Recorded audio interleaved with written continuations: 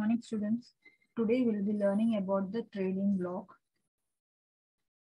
What is the meaning of trading block? A trading block is a group of countries within a geographical region that associate to promote and manage trade activities.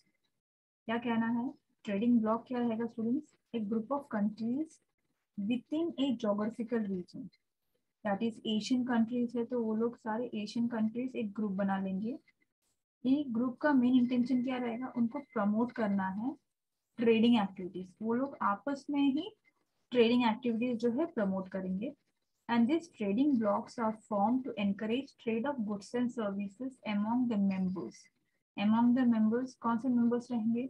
जो trading block के जो members है वो लोग आपस में ही उस group के अंदर ही they will be encouraging the trade of goods and services and to establish a collective bargaining force against non-members.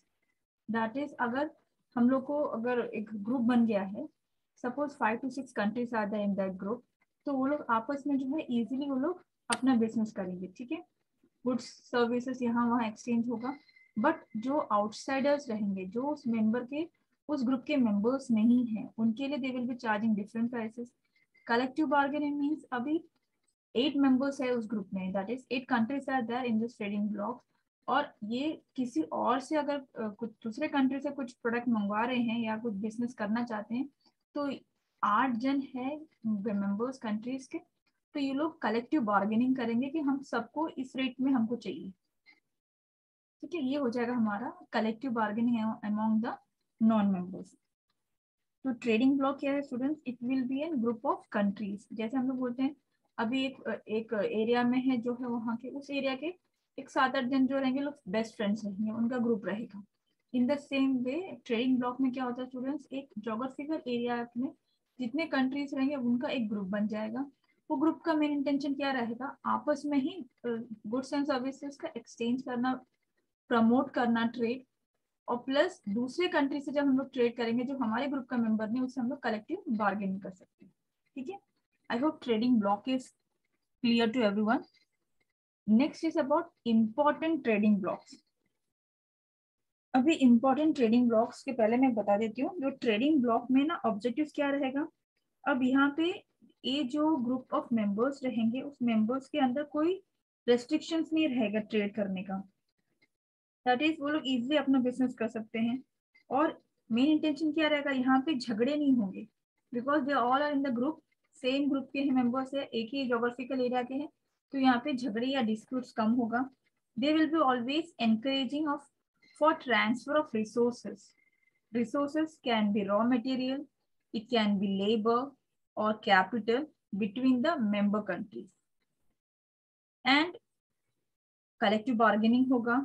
Plus ये इकोनॉमिक ग्रोथ के लिए अच्छा रहेगा. इकोनॉमिक ग्रोथ मीन्स उस जो कंट्रीज जो ग्रुप बने हुए हैं उनका इकोनॉमिक वाइज उनका कंट्री का ग्रो होगा. ठीक है, अभी इंपॉर्टेंस में first one is about the European union. इसको हम लोग ईयू भी बोलते हैं, यूरोपियन यूनियन. ये जो है one of the largest and the most important trading block है. That is it is an economic as well as political union. Economic as well as political union of 28 European countries. 28 European countries ने मिलकर एक European union बनाया है. It was originally established as an European economic community by the treaty of Roman in 1957. तो ये जो है European union जो है कितने कंट्रीज का बना हुआ है? 28 यूरोपियन कंट्रीज मिलके यूरोपियन यूनियन बनाया हुआ है. और ये कभी बनाया था? In the year 1957. The founder member way, that is the main members जिन्होंने यूरोपियन यूनियन बनाया है, the main members or we can say the main countries were the founder countries were France, West Germany, Italy, Belgium, Netherlands. ये सारे countries है, they are called as the founder members.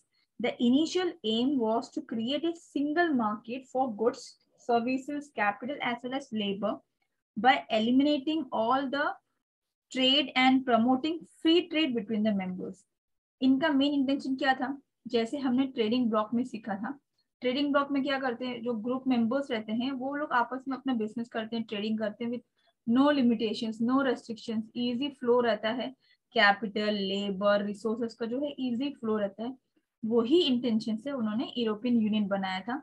But European union में कितने countries थे? 28 European countries were there in this European Union. इनका main aim क्या था? was to create a single market for goods, services, capital and labor। एक single market रहेगा for goods, services, capital and labour, ठीक है। और यहाँ पे अभी present there are 28 European countries. इनका मेन एम क्या रहेगा?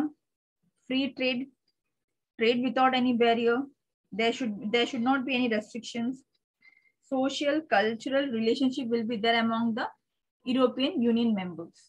तो ये हमारा फर्स्ट यूरोपियन यूनियन हो गया है। तो यूरोपियन यूनियन में कितने मेंबर्स होते हैं स्टूडेंट्स? 28 यूरोपियन कंट्रीज के मेंबर्स हैं।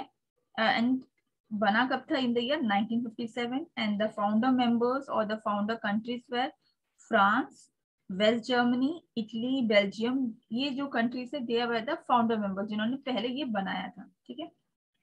Next is about NAFTA, North American free trade agreement.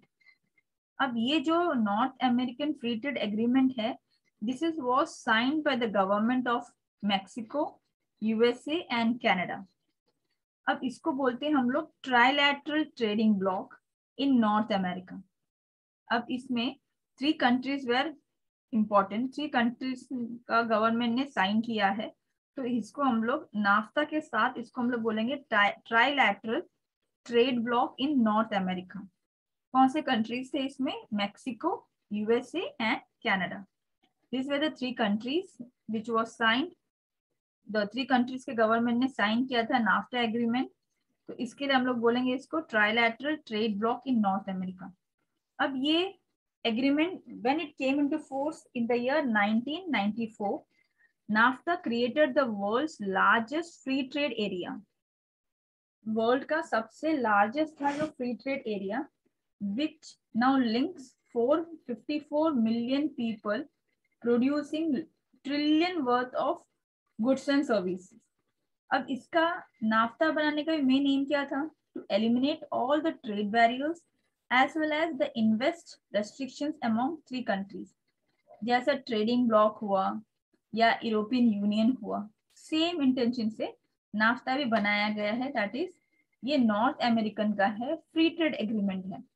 That is इनमें जो 3 कंट्रीज थे member countries, Mexico, USA and Canada, they were doing the business freely.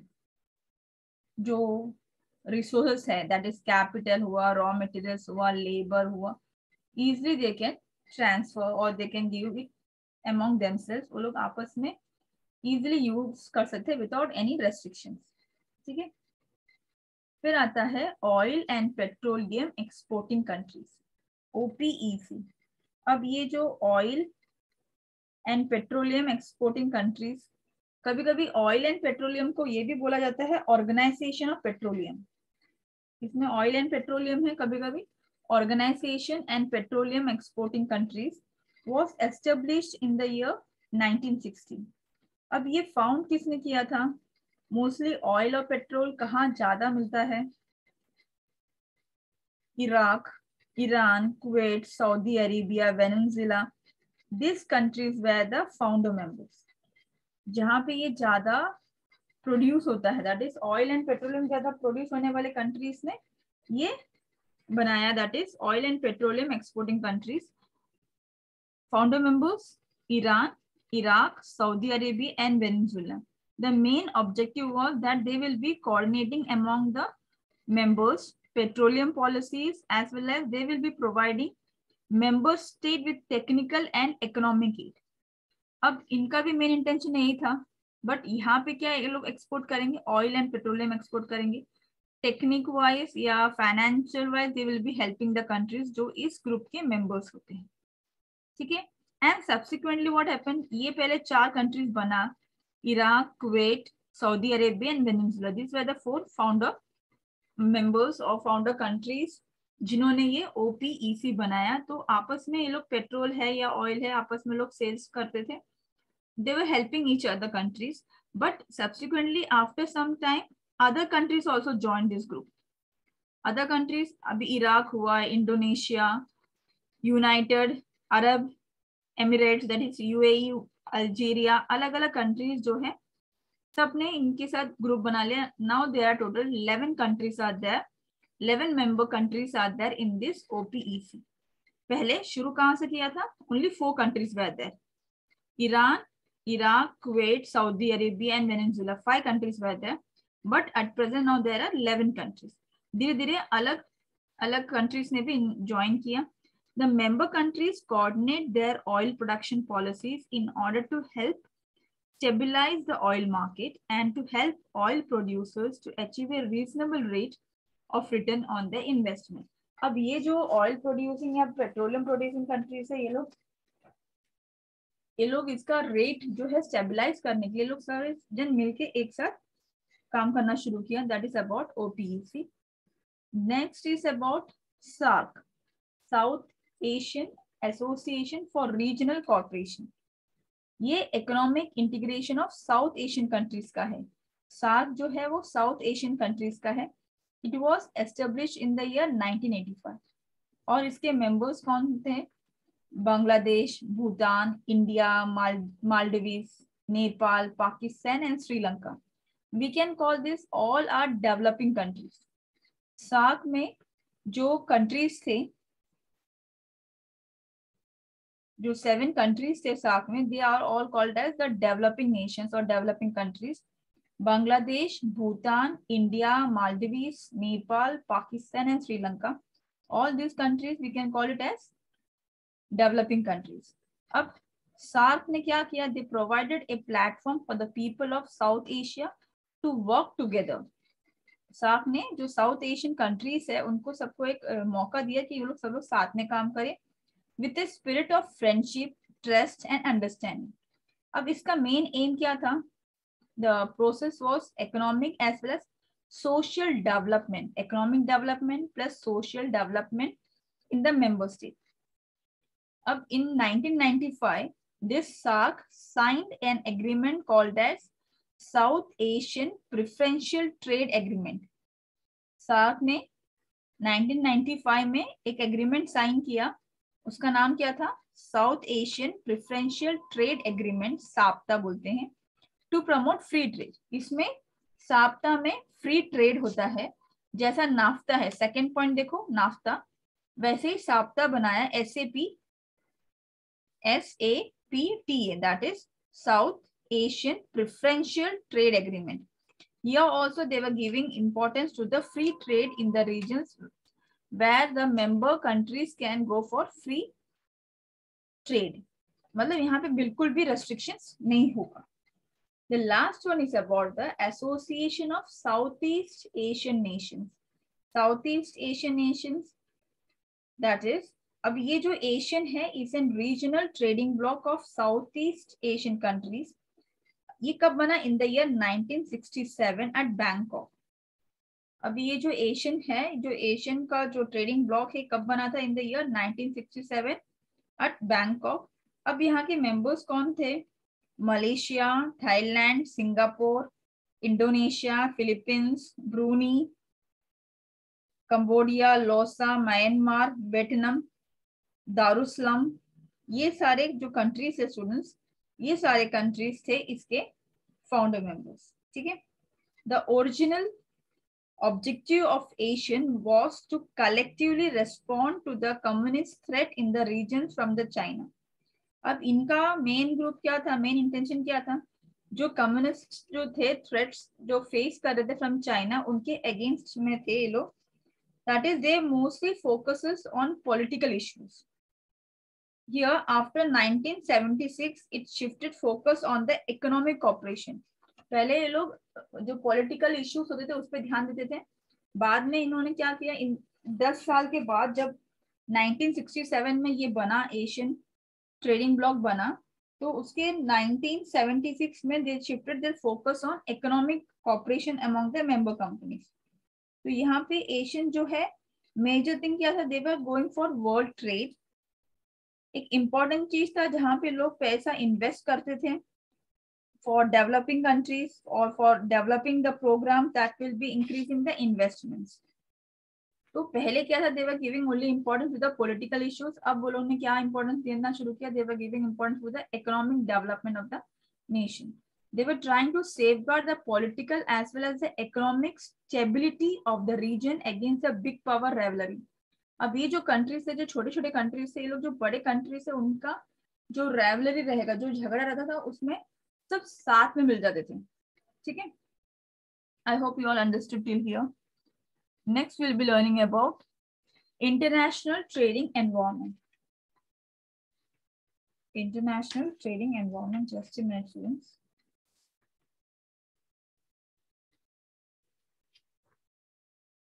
हाँ, इसमें फर्स्ट वन आता है multilateral trading system. Multilateral trading system, it refers to the system that governs trading among various countries.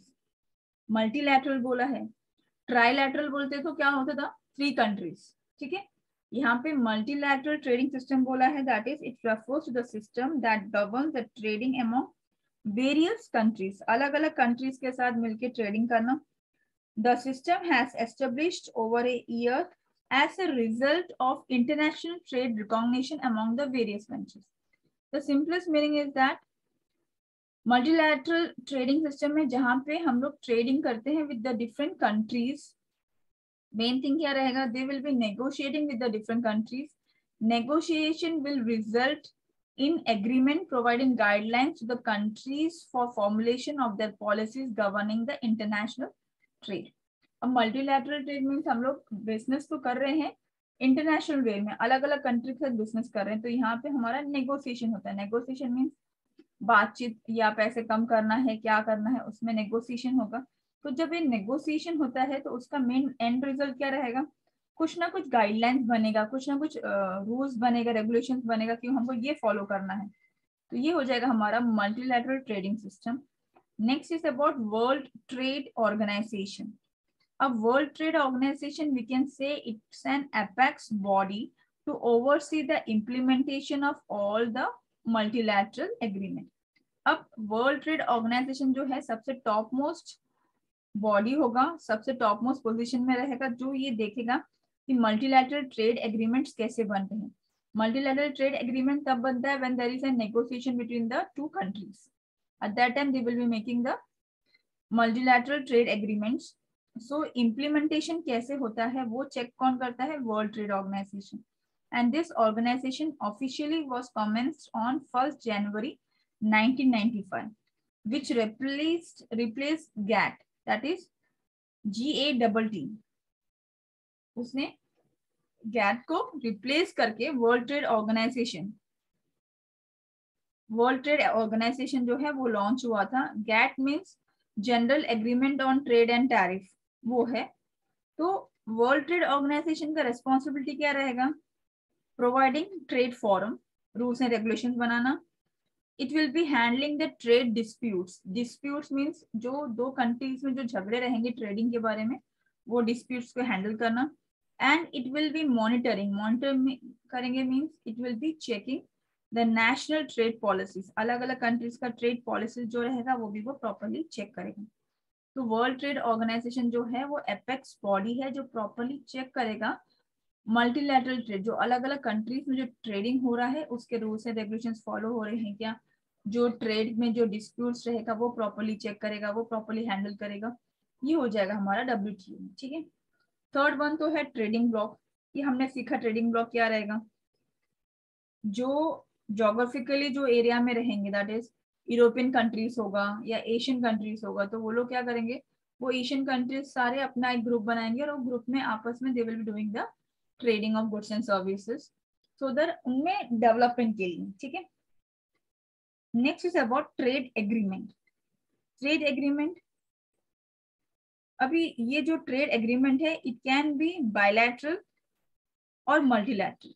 Bilateral means 2 countries आपस में trade करने के लिए वो लोग एग्रीमेंट बना रहे हैं.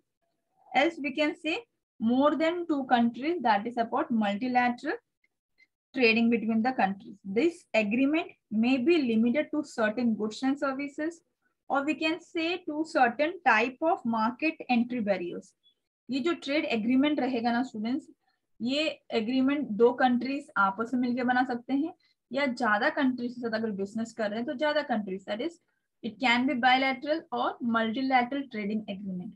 अब ये एग्रीमेंट का मेन इंटेंशन क्या रहेगा, सर्टेन गुड्स या सर्विसेज के ऊपर लिमिटेशंस कि हमको इतना ही हम लोग इसको एक्सपोर्ट कर सकते हैं या हम लोग इतना ही इंपोर्ट कर सकते हैं या इस सर्विस को ये वाला प्रोडक्ट हम लोग इंपोर्ट नहीं कर सकते हैं, ऐसे रूल्स एंड रेगुलेशंस बना के रखेंगे सर्टेन चीजों के लिए। मेन थिंग क्या रहेगा, if they are going for bilateral trade agreement, they can prefer or they will be going for preferential trade agreement. Preferential trade agreement हमारे प्रेफरेंस के हिसाब से हम लोग ट्रेड एग्रीमेंट बना सकते हैं।